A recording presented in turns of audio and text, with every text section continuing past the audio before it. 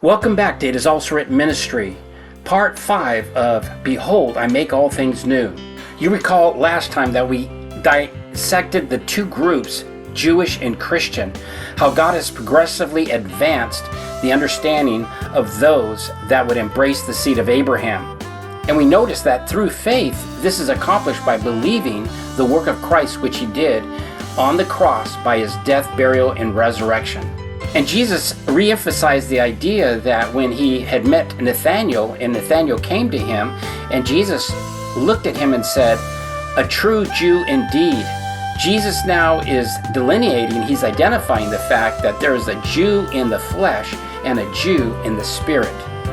So to continue to explore this idea of the Christian faith, which is wrapped up with the idea that as God progressively unfolds his truth, those that receive the truth as it is in Jesus, they are the ones that are truly Christian. They're the ones that are the true Jews in deed and truth. Revelation 2:9, I know the blasphemy, said the angel, of them that say they are Jews and are not, but are the synagogue of Satan.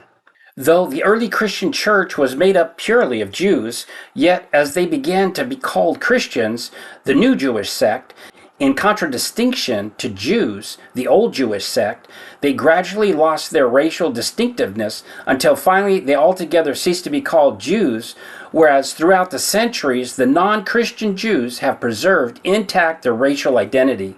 For it is written, writes Paul, figuratively identifying these two lines, that Abraham had two sons, the one by a bondmaid and the other by a free woman. But he who was of the bondwoman was born after the flesh, but he of the free woman by promise. Which things are an allegory, for these are the two covenants, the one from Mount Sinai, which gendereth to bondage, which is Agar, for this Agar is Mount Sinai in Arabia, and answereth to Jerusalem, which now is, and is in bondage with her children. But Jerusalem which is above is free, which is the mother of us all. For it is written, Rejoice, thou barren that bearest not, break forth and cry, thou that travailest not, for the desolate hath many more children than she which hath an husband. Now we, brethren, as Isaac was, are the children of the promise. But as then he was born after the flesh persecuted him that was born after the Spirit, even so it is now. Nevertheless, what saith the Scriptures? Cast out the bondwoman and her son, for the son of the bondwoman shall not be heir of the son of the free woman. So then, brethren, we are not children of the bondwoman, but of the free. Galatians chapter 4, verse 22 through 31. Now don't miss this. Accordingly, since the 144,000 manifestly cannot be made up of Jews unconverted to Christ, we see that we must dig deeper in identifying the 144,000. First, they are identified as the first fruits in Revelation 14:4. Then, number 2, they are sealed in the time of peace while the four angels are holding the four winds. Revelation 7, verses 1 through 3. Number 3, they are not defiled with women. Revelation 14:4.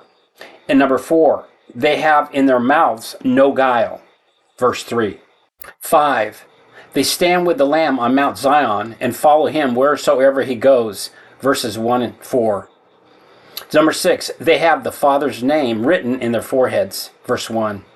Number 7, following their sealing, a great multitude of all nations and kindreds and peoples and tongues, says the Revelator, stood before the throne and before the Lamb clothed with white robes and palms in their hands. Revelation 7, verses 1 through 9.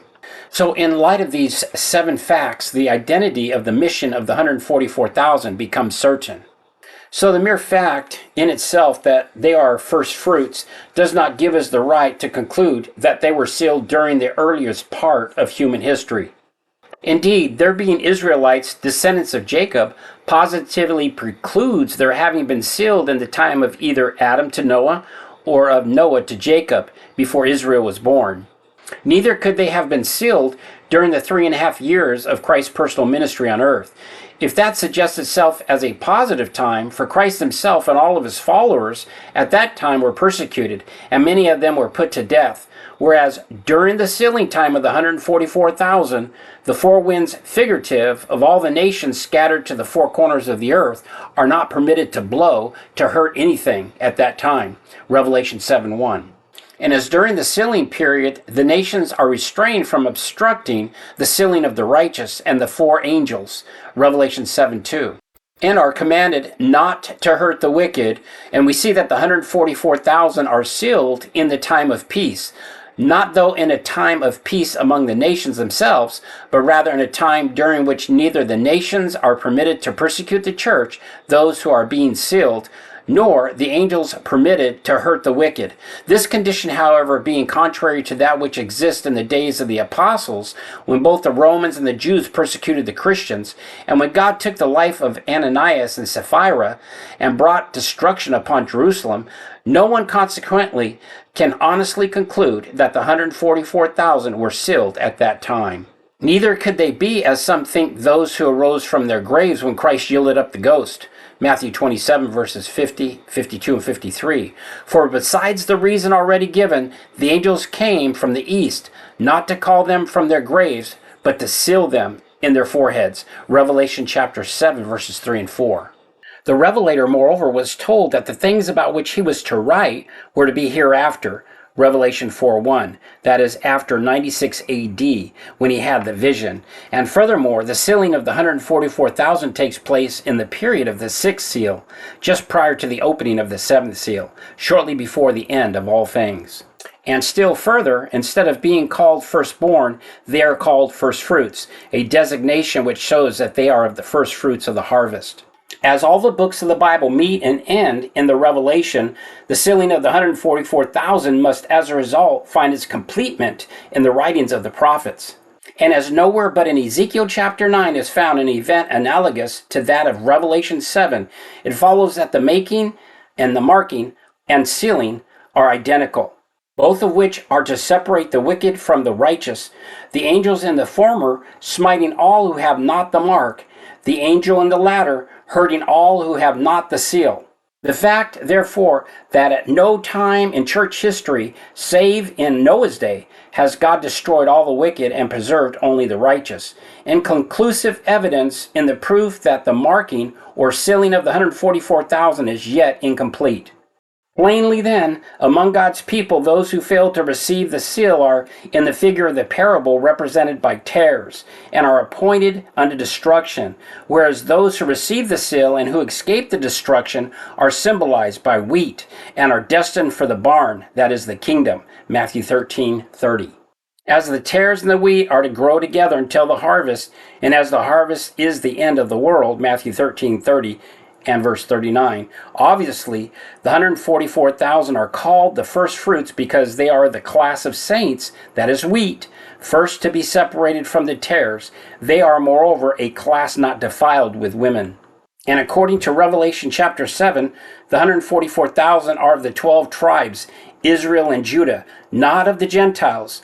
Also, both the marking and the slaughtering, according to Ezekiel chapter 9, are to take place in both Israel and Judah, that is the church, where the harvest or judgment commences.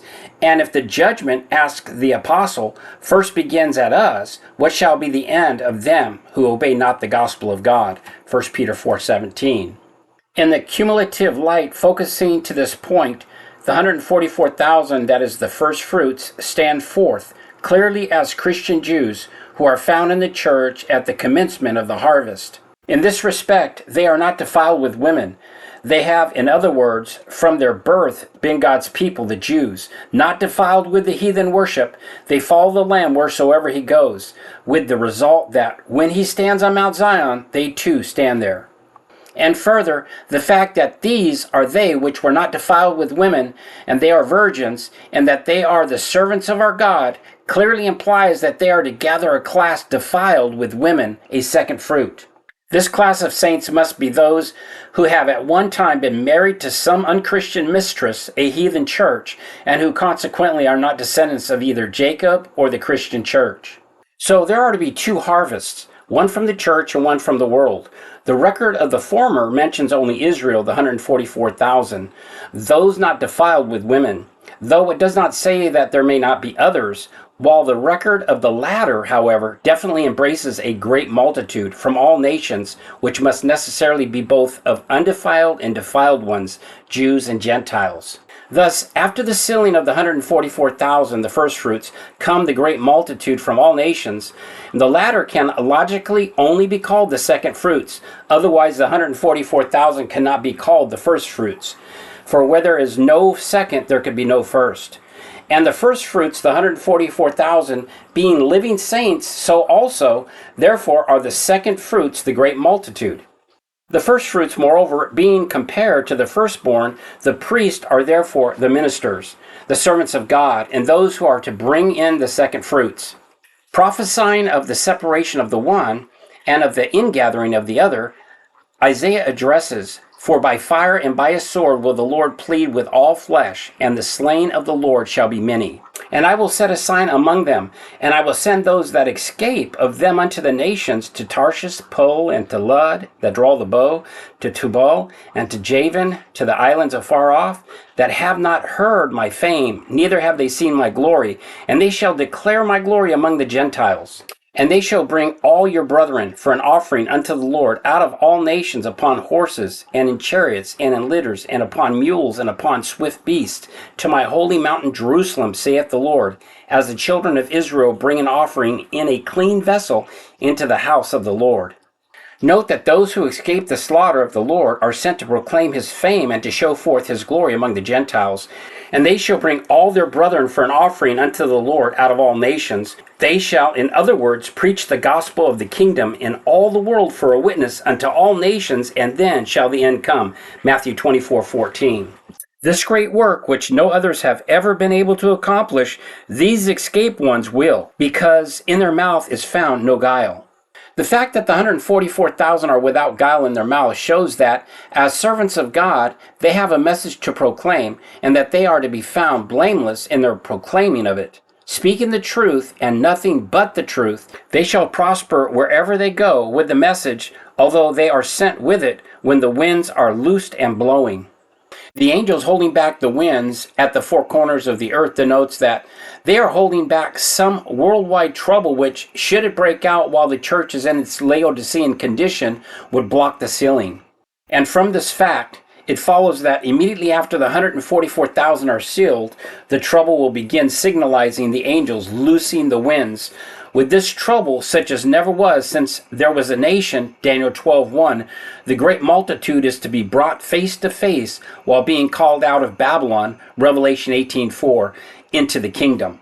This time of trouble is foreshadowed by present trouble, which the church is bringing upon the first fruits. Those who are being sealed, marked in our midst, to be removed to the kingdom, that is the barn, Matthew 13:30, the vessels, Matthew 13:48. Consequently, as the making of the image of the beast is, in prophecy, the only worldwide event of this kind, and as the great multitude with palms in their hands come out of the great tribulation, the only logical conclusion is that after the 144,000 are sealed, and while the winds are blowing, the second fruits will be gathered and the work of the gospel closed. The trouble will burst forth as the two-horned beast decree that no man might buy or sell, save he that has the mark, or the name of the beast, or the number of his name. Revelation 13:17. Thus will the dragon be wroth with the woman, and make war with the remnant of her seed, which keep the commandments of God and have the testimony of Jesus Christ. Revelation 12:17. And at the same time, the angels will be allowed to hurt all who trouble the church of God, and who attempt to join it in the same way as the tares now do. In thus hurting the wicked, the angels execute now the wrath of the Lamb. In view of this, the Lord asks, who shall be able to stand? Revelation 6:17. It is the great and dreadful day of the Lord. Malachi 4:5. And the sinner in Zion are afraid. Fearfulness has surprised the hypocrites. Hence the questions, who among us shall dwell with the devouring fire? Who among us shall dwell with the everlasting burnings? Well, the answer is only those who see themselves in need of everything, and these are the ones who see the King. He that walketh righteously and speaketh uprightly, he that despises the gain of oppression, that shaketh his hands from holding of bribes, that stoppeth his ears from hearing of blood, and shutteth his eyes from seeing evil, he shall dwell on high. His place of defense shall be the munition of rocks. Bread shall be given him, his water shall be sure. Thine eyes shall see the King in his beauty. They shall behold the land that is very far off. Thine heart shall meditate terror. Where is the scribe? Where is the receiver? Where is he that counteth the towers? Thou shalt not see a fierce people, a people of a deeper speech than thou canst perceive, of a stammering tongue that thou cannot understand. Look upon Zion, the city of the solemnities. Thine eye shall see Jerusalem, a quiet habitation, a tabernacle that shall not be taken down. Not one of the stakes thereof shall ever be removed, neither shall any of the cords thereof be broken. But there the glorious Lord will be unto us a place of broad rivers and streams, wherein shall go galley with oars, neither shall gallant ships pass thereby. For the Lord is our judge, and the Lord is our lawgiver, and the Lord is our king. He will save us.